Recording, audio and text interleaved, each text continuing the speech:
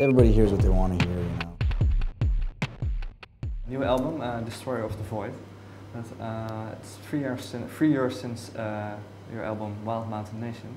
What do you think what kind of doors did that album open for you? That allowed us to start touring and not have to worry about day jobs, just sort of were able to make money touring in the States, mostly. And then we were able to come over here and start touring here a little bit. Yeah. Okay, so without that album, you wouldn't be here? Yeah. Okay. Yeah, because you're often placed in as a band by the press and other people in the corner of folk, rock, indie, folk musicians. Do you see yourself in that corner as well, or? I don't know. I don't think I necessarily see myself anywhere. I just sort of do my thing, you know.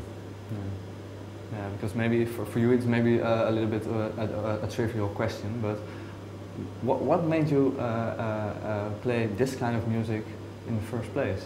Do you remember that? I think it just comes natural. It's just sort of what I grew up with, and it's an amalgamation of all the different elements and influences of my childhood and growing up. Okay. What kind of influences from your childhood?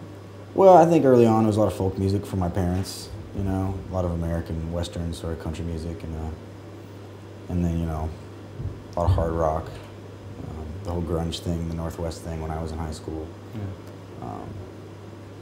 I don't know. So it's all packed into... Yeah, I mean, there's all kinds of stuff, yeah. Yeah, because for you, what's the thing that counts for you the most in your music? Are that the lyrics or is that your music? The story that you wanted to tell with the lyrics or the story you want to tell with your music? Well, I think the important thing is that the music mirror the mood of the lyrics. That the lyrics and the music fit together, you know? And that they create something that's both unique but familiar at the same time. Yeah. Because what would you say is the theme of this album you've written now? The theme? Yeah. Or isn't there a specific theme? I don't know. I mean, I guess there is. I think that listeners sort of will create their own theme to it usually. Everybody hears what they want to hear, you know, and they hear the influences that they want to. I don't know. I think that any record is sort of just a mirror of the person that's listening to it in a lot of ways. But at the same time, you know, I'm obviously singing about very sort of Western American themes, and that's just because that's where I grew up.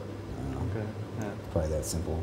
So in that way, because you're singing and writing and making music about the place you're from, in that way we can say it has a folkish tradition maybe in it, or not?